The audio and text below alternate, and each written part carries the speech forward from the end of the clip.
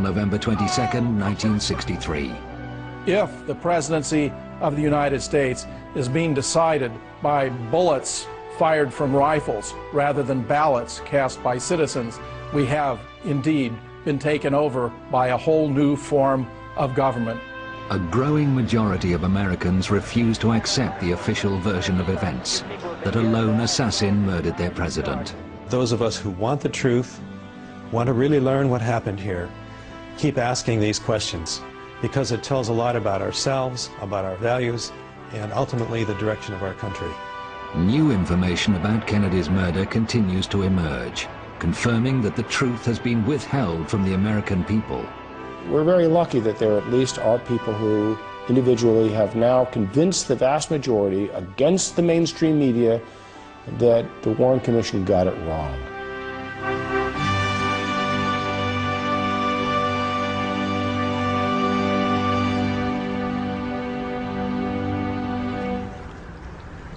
From his hometown of Duluth in Minnesota, one of those questioning critics of the official version of events is Professor James Fetzer.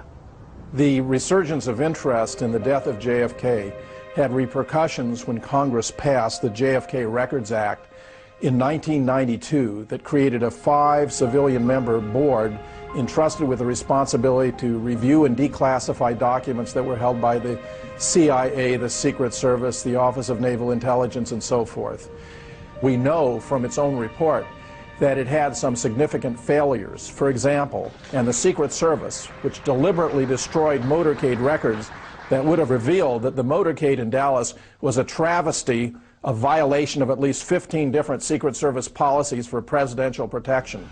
This behavior on their part raises the most serious and disturbing questions about their complicity in the entire affair. From the moment he arrived in Dallas, the president's protection was suspect, according to Vince Palomara, a Secret Service expert. There was last-minute changes invoked by the Secret Service involving President Kennedy's security. Specifically, agents were told not to ride on or near the rear of the limousine. Now, these orders were funneled from the Assistant Special Agent in charge of the White House detail, who was the planner of the Texas trip, Floyd Boring, to one of his assistants, a shift leader by the name of Emory Roberts, who was in charge of the follow-up car.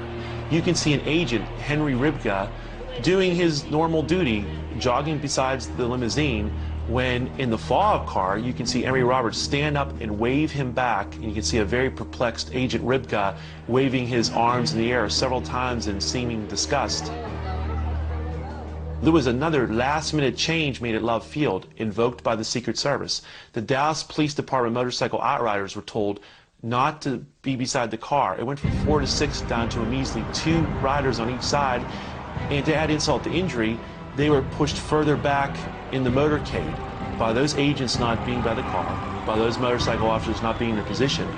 It opened up President Kennedy to a field of fire from in front and from the rear. In the months before the trip to Texas, there had been a growing number of threats against the president's life.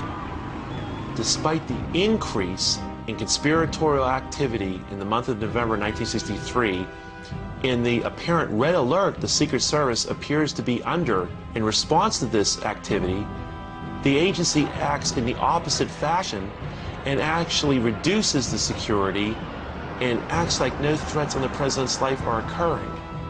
Why? Uniquely on that day in Dallas, the press, the camera crews, Kennedy's military aide, who would normally sit in the front of the president's car, and even his personal physician, were all relegated to the rear of the motorcade by the Secret Service.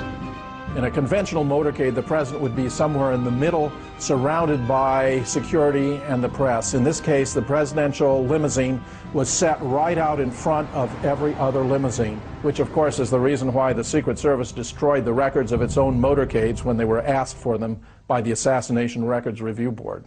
The most suspicious behavior by shift leader Emory Roberts was to be at the time of the shooting in Dealey Plaza. Tragically, he actually ordered the agents not to move during the heart of the shooting. Agent Sam Kinney, who drove the follow-up car, admitted as much to me and told me, quote, exactly right, end quote. And all these deficiencies begin and end with the Secret Service, because they were the prime movers. They were the ones who were directing the security arrangements from Washington up to and including in the heart of Dallas during security meetings. They were the ones that gave out assignments, vetoed or approved of security arrangements. So the buck stops with them. At Parkland Hospital after the president's death, the media were reporting that the fatal shots had come from in front of the presidential car. A press conference was conducted by Acting Press Secretary Malcolm Kilduff at 1:30 after the president had been pronounced dead at 1 o'clock. Malcolm Kilduff explained that it had been a simple matter of a bullet right through the head while pointing to his right temple and attributing that finding to Admiral George Berkeley, who was the president's personal physician. This wound to the right temple and another wound to the throat, 3 different times described as a wound of entry, were widely broadcast on radio and television that afternoon. They were quickly suppressed because, of course, they contradicted the official government account, which was that 3 shots had been fired, all of them from above and behind. Connie Kritzberg was a reporter for the Dallas Times-Herald on November 22, 1963. A couple of hours after the assassination, she did a phone interview with 2 of the principal doctors who had tended Kennedy. I talked to Dr. Kim Clark, who was head of neurosurgery at Parkland Hospital, and Dr. Malcolm Perry. So I asked, how many wounds were there in the president? And I was told, Dr. Kim Clark said there was a gaping wound in the back of the head. And Dr. Perry said, the wound I was working on was an entrance wound in the neck. And I asked him where it was located. I asked him, was it below the Adam's apple? He said, yes, it was in the midline, in the front of the neck, below the Adam's apple. And he said 3 times that it was an entrance wound from the front. And so I wrote a very simple story, only about 12 inches long as we measured stories, and turned it in. The next morning, Connie found the story she filed had changed. I found in the story, in about the 3rd paragraph, there had been a very unprofessional sentence inserted. It said, a doctor admitted there was possibly 1 wound. So I was very upset. I called the city desk and I talked to one of the assistant city editors whom I respected quite a bit, and I said, who changed my story? Who put in that sentence? And he immediately knew what I was talking about. He said, the FBI. A story couldn't be printed that there was more than 1 shot and that 1 came from the front. It had to be altered, no matter how crudely, to conform to the official story that there were 3 shots from 1 place, from 1 man, and it was only 1 man who committed the murder. Confirmation of what Connie was told by Dr. Perry comes from one of his colleagues who also attended the fatally wounded president at Parkland Hospital, the late Dr. Charles Crenshaw. Prior to the tracheostomy performed by Dr. Perry, I observed in the lower third of the neck a small, rounded, well-demarcated entrance wound. This was obliterated by the tracheostomy. I observed in the lower third of the neck a small, rounded, well-demarcated entrance wound. This was obliterated by the tracheostomy in that Dr. Perry made the tracheostomy incision through the entrance wound. Different parts of the tissues were spread. He then made the incision into the trachea and through the hole that had previously been made by the entrance of the bullet, the tracheostomy was put in place. Radio reports from Dallas that afternoon mentioned the small round wound of entry in the front of the president's neck. They were heard by the late Dr. Robert Livingston, who was then scientific director of the National Institute for Mental Health. The reports had been that the president had been shot from the rear, from the 6th floor of the Texas School Book Depository building. And the evidence at hand from the Parkland Hospital doctors of a small, neat wound in the neck was contradictory to that, or at least complementary to that, in the sense that it required that there be a shot from in front, so that if he were shot from the rear, he was also being shot at the same time from in front. So I wanted to tell whoever was going to do the autopsy about that, and so I telephoned Bethesda Naval Hospital. The officer of the day I knew, and he put me quickly through to Dr. James Humes, who was going to head the autopsy team. He was very cordial, and we had a good conversation, brief. He had not heard about the neck wound.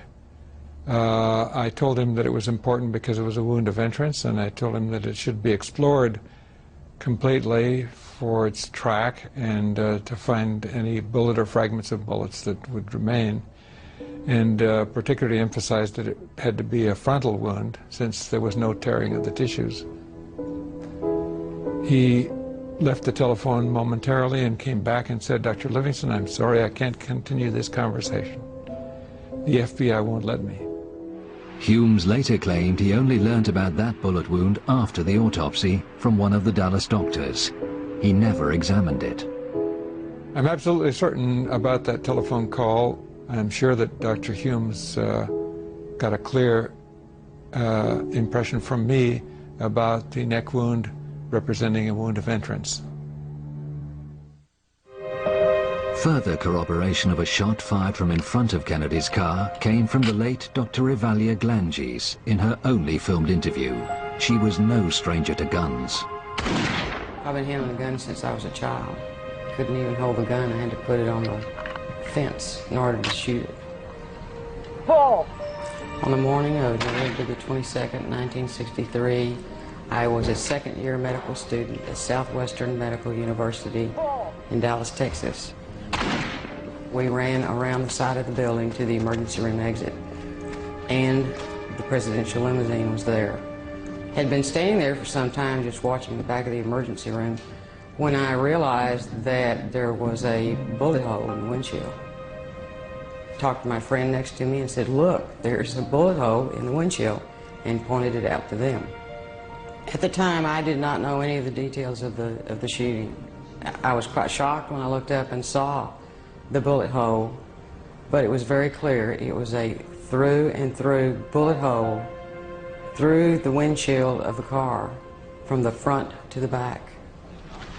I don't believe there's even any cracks associated with that bullet hole. It seemed like a high-velocity bullet that had penetrated from front to back in that glass pane.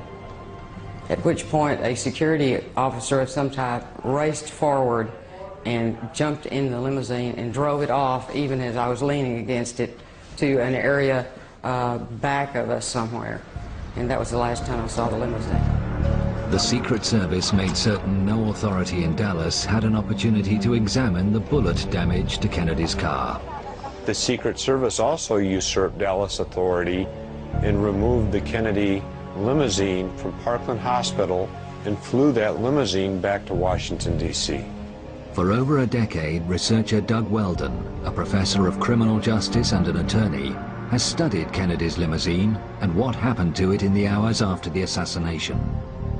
Just as the president's body in an autopsy could have given us many answers, a thorough study of that limousine at that time without evidence being tampered with would also have given us many important answers as to what really happened. But on arrival in Washington, damage to the limousine was noted. Charles Taylor Jr., the Secret Service agent who had accompanied Samuel Kinney in driving the vehicle to the White House garage from Andrews Air Force Base, noted in his report that of particular significance, just left to center of the windshield was a small hole from which it appeared that bullet fragments had been removed. Nick Prunspy, a United States Police Park officer, also had an opportunity to take a look at the vehicle while it was in the White House garage. He noted that there was a small hole in the windshield, and based upon his many years of experience as a police officer, he noted that that hole had been caused by a bullet. Over the ensuing days, the car was scrutinized in the White House garage by a number of people. But one day was different. If one examines the White House garage logs, it is very interesting that in the late evening of November 24th, 1963, and the entire day of November 25th, 1963, not one person is listed as having come in to the White House garage to have any contact with the limousine. Rumors circulated at the time always denied that the presidential car was secretly flown from Washington to the Ford Motor Company in Dearborn, Michigan, for the removal of its damaged windshield. It is very clear that the only mode of transportation that could have been used to transport the limousine from Washington, D.C. to the Dearborn plant would have been via airplane. There are several airports in the Detroit area. It would have been a simple matter to transport the limousine undercover to its final destination, the Ford Motor Company's Rouge plant. The late George Whitaker Sr., seen here with his wife, was a lifetime employee with Ford and held a managerial position at the Rouge plant. He went to work on the morning of November 25th to be confronted by an amazing sight. He was astonished when he went to the B building where a garage existed at that time, and he saw the Kennedy limousine that John F. Kennedy had been murdered in. The interior of the limousine had completely been stripped, and the windshield was not in the limousine. He went to the glass lab where he was in charge of laminating glass, and the glass lab door was locked. He knocked on the door, and it was open, and two of his subordinates were in there with the windshield that had been removed from the vehicle. They were under orders to take that windshield and use it as a template in making a new windshield. But what fascinated him, and which he discussed with his family and no one else until he spoke with me, was that he saw a hole in the windshield. It was a good, clean bullet hole right straight through in the front. Right. This had a clean, round hole in the front and fragmentized in front of that. Mr. Whitaker had 30 years of experience working with glass and had seen many tests performed on glass, including tests performed with firearms. He described that hole as being in the same location that Charles Taylor Jr. of the Secret Service had described the hole in his report. And of course, without knowing that anybody had observed it before then, but he also was absolutely 100% Charles Taylor Jr. of the Secret Service had described the hole in his report. And of course, without knowing that anybody had observed it before then, but he also was absolutely 100% convinced that that shot had to emanate from the front of the Kennedy limousine, thus indicating that a shot had been fired from the front, to his mind, to 100% certainty. I asked him what had happened to the original windshield. His answer to me was, "We scrapped it." I said, "You destroyed it?" And he says, "That's right. Our orders were to scrap that windshield." After George Whitaker died in 2001, this statement was found amongst his possessions, reaffirming for future generations exactly what he had told Doug Weldon 8 years previously. This document was discovered, and for me, it gave the final stamp of approval that what he told me on that August day in 1993 was in fact the truth of what really happened. One of the assassination's most significant smoking guns, indicating both a conspiracy and a cover-up, is kept here. Kennedy's original autopsy photographs, taken at Bethesda Hospital on the night of his death, have always been used to support the lone gunman theory. I've looked at these autopsy photographs at the National Archives on many occasions now. I've actually been there on 9 separate visits. When the photographs of the back of the head at the autopsy were shown to 16 Parkland doctors, all 16 said they did not recognize that photograph as what they had seen in the emergency room at Parkland Hospital. How many people did recognize it? 0. When I went to the archives to look at these photographs of the back of the head, there's a pair of photographs, so I used the stereo viewer.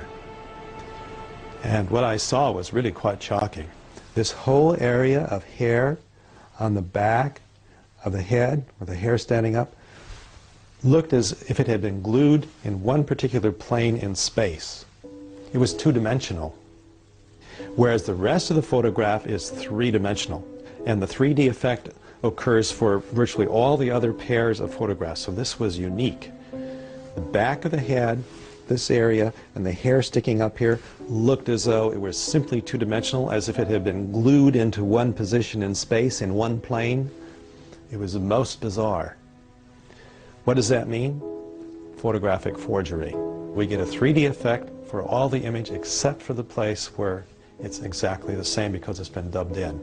So they took out basically the part where the hole was, and instead they used a soft matte insert to put in the same image on each of these photos of the back of the head, so that it would look like there was no damage back here.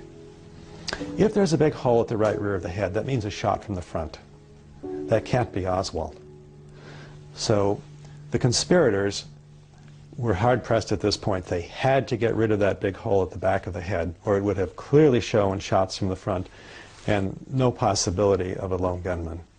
Remarkable testimony regarding the autopsy photographs comes for the first time from veteran World War II photographer Joe O'Donnell.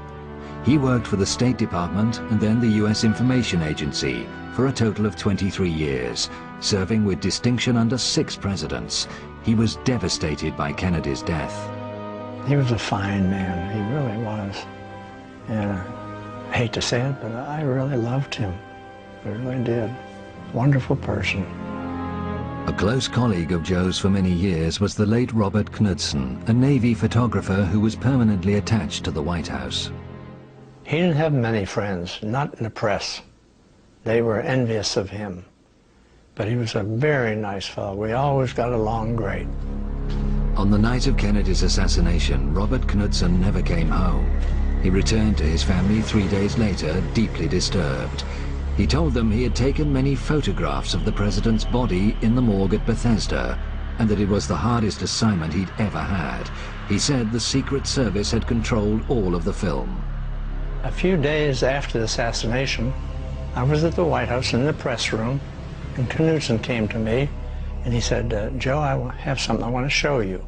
So I went back to his sort of a workroom, and he pulled out an envelope and showed me about 12 pictures, 5 by 7, and had all these pictures of the president on his stomach and on his back, and could see the hole here, about 3/8 of an inch, and the back of his head above the line, big hole about the size of a grapefruit. And then a couple of days later, maybe a day later, he said, Joe, have a minute? And I said, sure. He said, I want to show you something. Those pictures I showed you the other day, these are the same ones, but a little different. And I said, what do you mean? He said, let me show you. He got the first one out, and I said, no hole. He said, no, they covered it up. And I looked in the back. The hole was neatly covered up. And I said, who did that? He said, well, I didn't do it. I said, well, I'm not saying you did, but I'm surprised.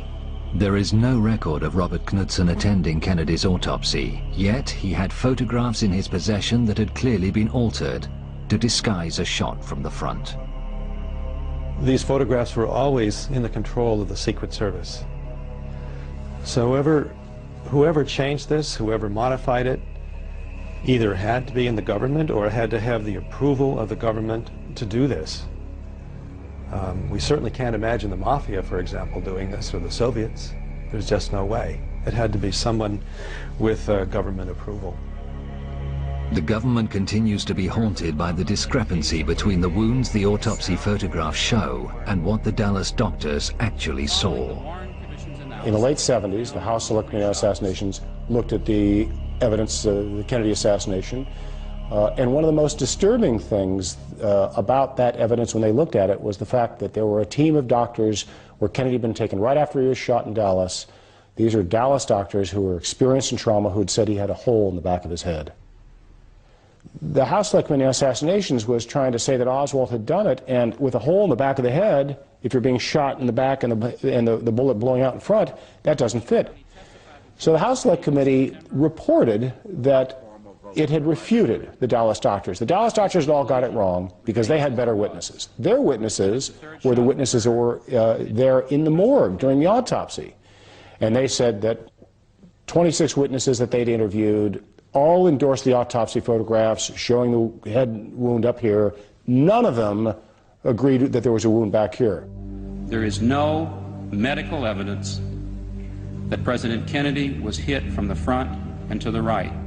But they didn't let us see the interviews. They didn't let us see the documents that these people had prepared. In fact, they were scheduled to have been suppressed until 2028. When the documents tumbled out in the mid-1990s, lo and behold, the autopsy witnesses, who the House Select Committee had interviewed, said the same thing the Dallas doctors did. The hole in the head was back here. They drew diagrams showing a hole in the head back here or back here, and it became very apparent that the House Select Committee had just interviewed these people, suppressed their testimonies, and then misrepresented them in their report. The forensic pathological panel simply says that if he was shot at from the front and to the right, the shot missed. The doctors who were supposed to evaluate the medical evidence for the House Select Committee on Assassinations never saw these suppressed interviews where not only were the Dallas doctors saying there's a hole in the back of the head here, but so were the morgue witnesses saying there was a hole in the back of the head. So it was a complete abomination. It was perhaps the most dishonest thing that was ever done, and it was apparently done to keep Oswald as the central figure in this scenario.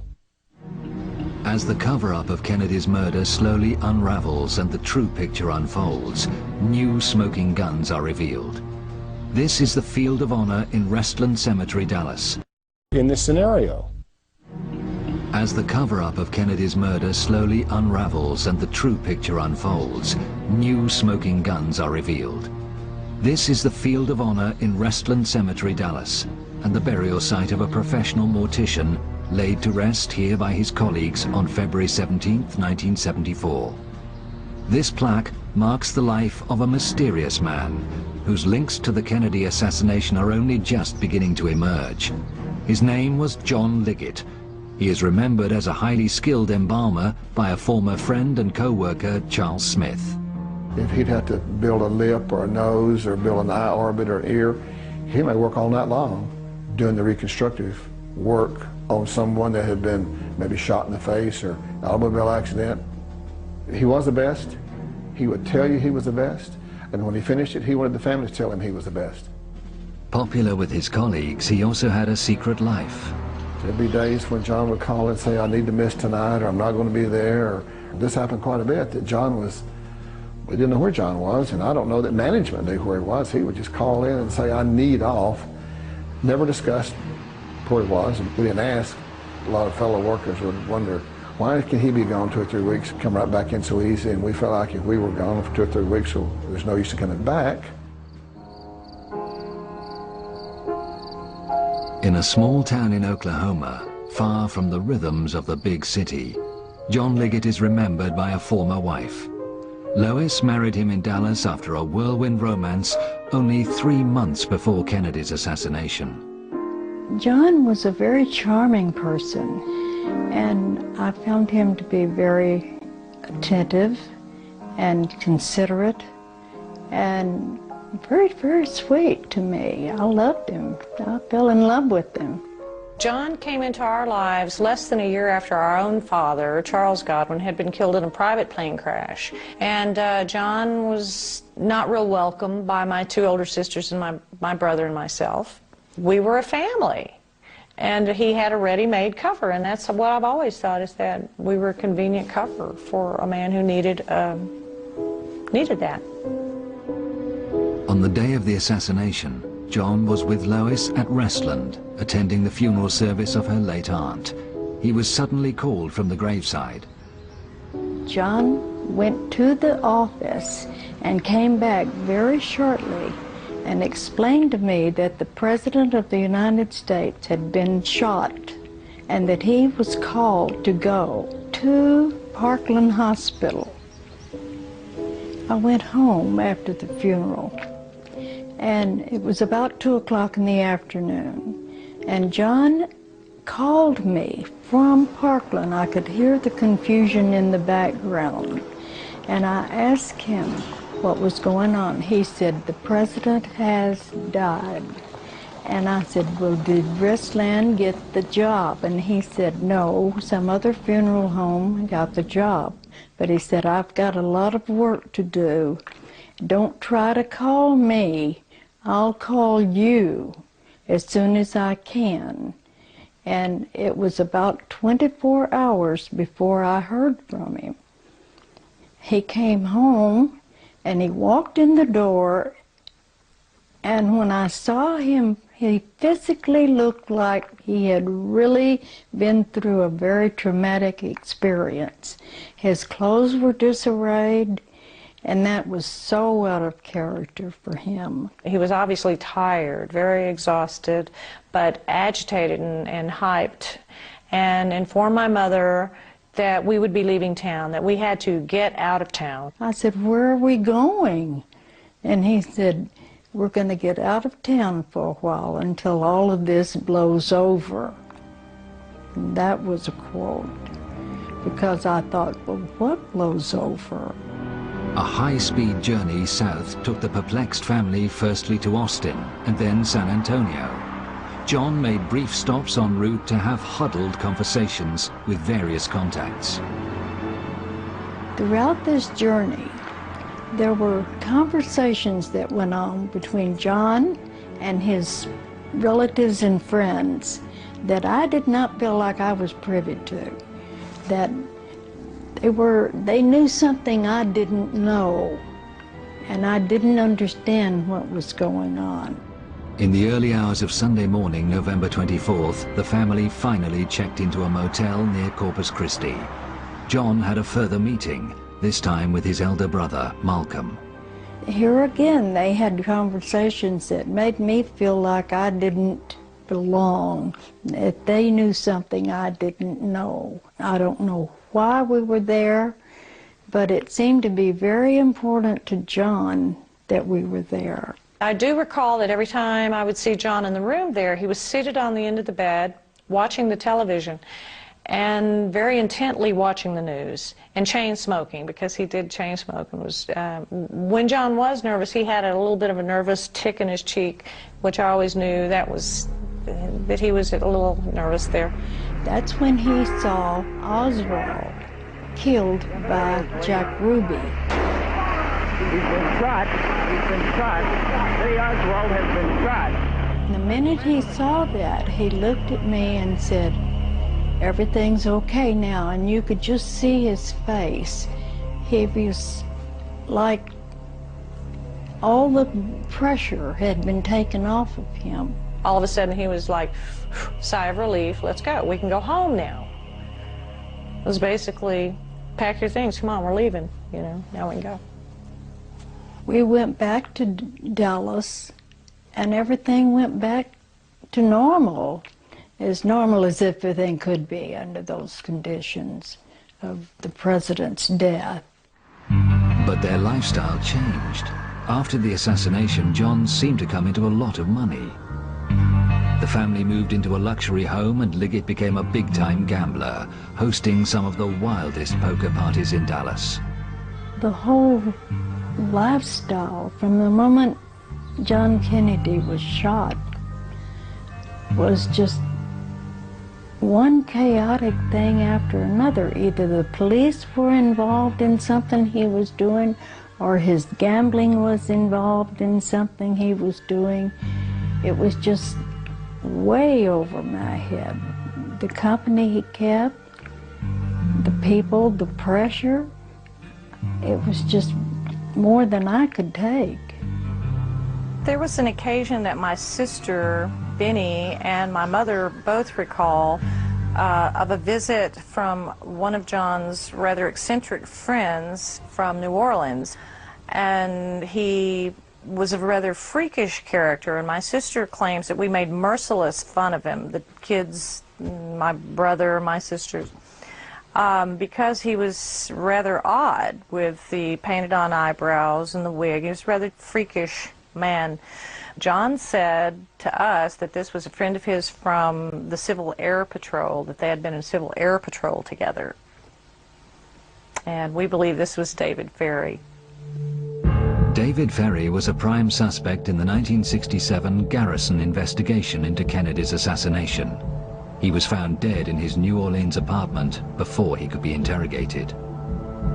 I really believe that John Liggett was somehow involved in the John F. Kennedy assassination.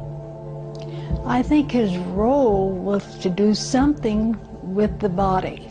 To the body, how alter it, fix it, I have no idea.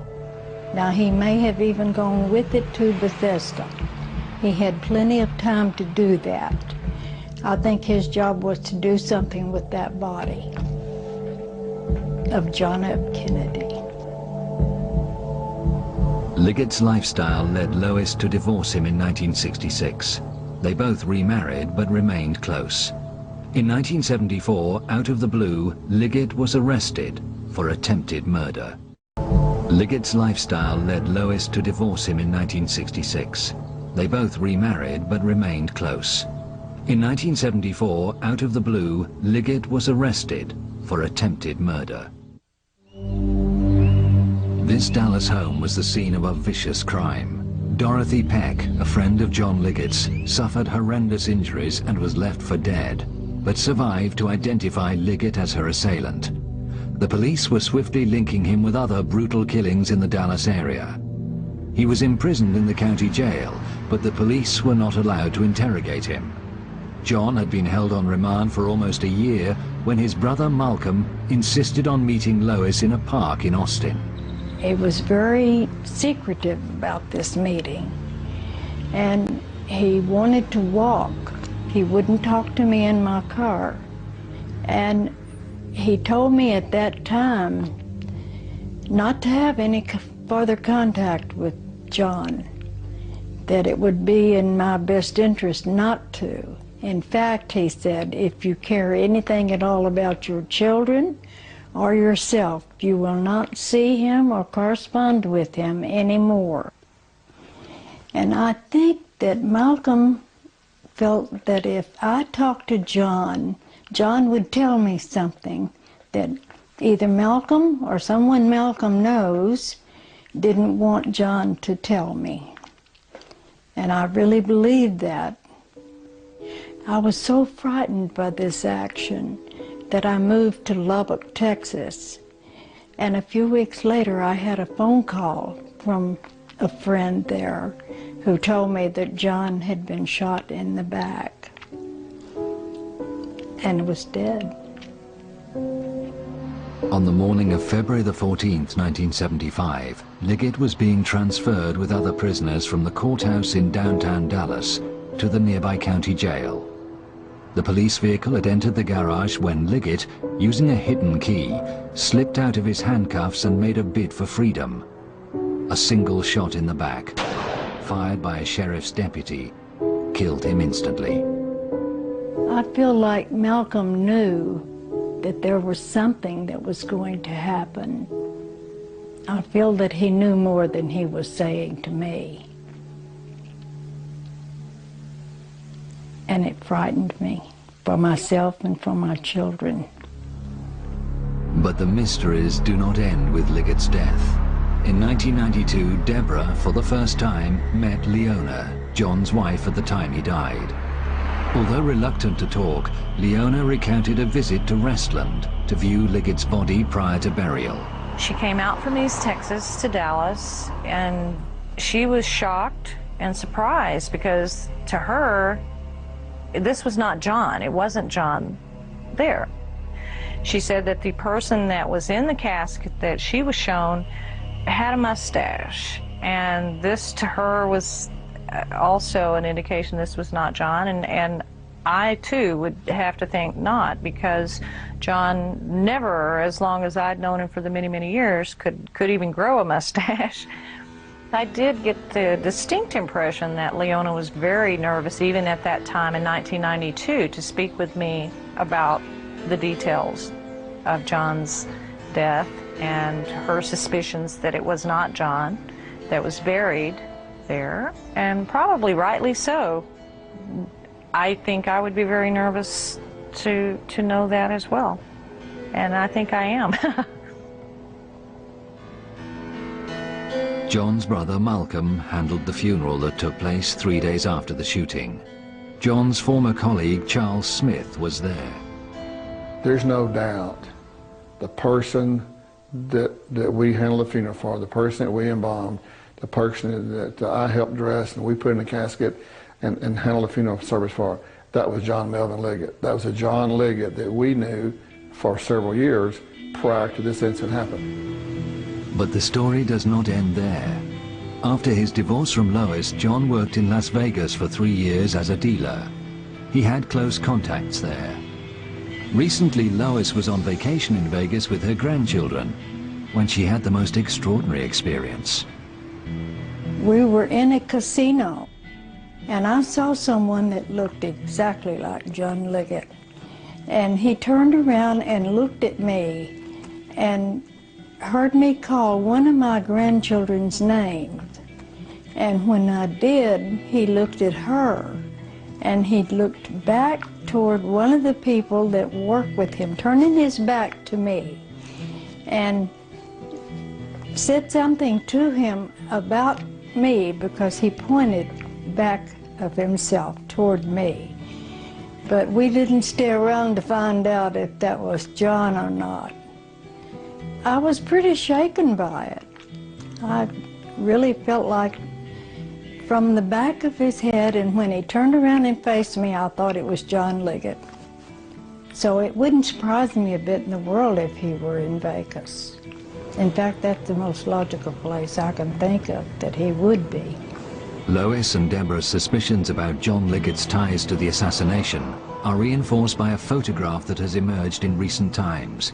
It was taken at Jack Ruby's Dallas nightclub, The Carousel, prior to the assassination and Ruby's shooting of Oswald. Obviously, one would recognize Jack Ruby. Immediately to his right is John Liggett's brother, Malcolm Liggett. His wife, Suzanne, the blonde, to his right. We met her several occasions that she was at our home. The last I recall seeing Malcolm Liggett was at my mother's residence in Dallas, and this was at the time that John was still in jail in Dallas. The woman with the dark hair and the black dress in the center of the photograph is Iris Campbell. Not at the time of this photograph, but years later my mother met Iris when they were living in West Texas out in Lubbock. My mother was a member of the Episcopal Church, St. Paul's there in Lubbock, and Iris came in one day and had expressed an interest in becoming an Episcopalian and joining the church. And she and my mother became very dear friends, and later also became my daughter's godmother. For a few years there, she was in and out, in close contact with my mother, came and visited frequently, and then disappeared, basically just disappeared. And I've not seen Iris Campbell, and neither has my mother, for many, many years. She just kind of faded out. Prior to seeing this photograph, I was unaware of any connection between the people that I do know and Jack Ruby. And it does put them in context then as acquaintances of Jack Ruby's. I really think that maybe John had something to do with government business. I really believe his death had something to do with the John F. Kennedy connection.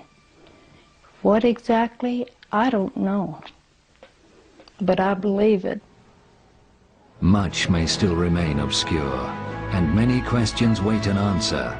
But as more and more courageous Americans speak out, the smoke begins to clear, revealing the hidden truth that lies behind the assassination of President John F. Kennedy.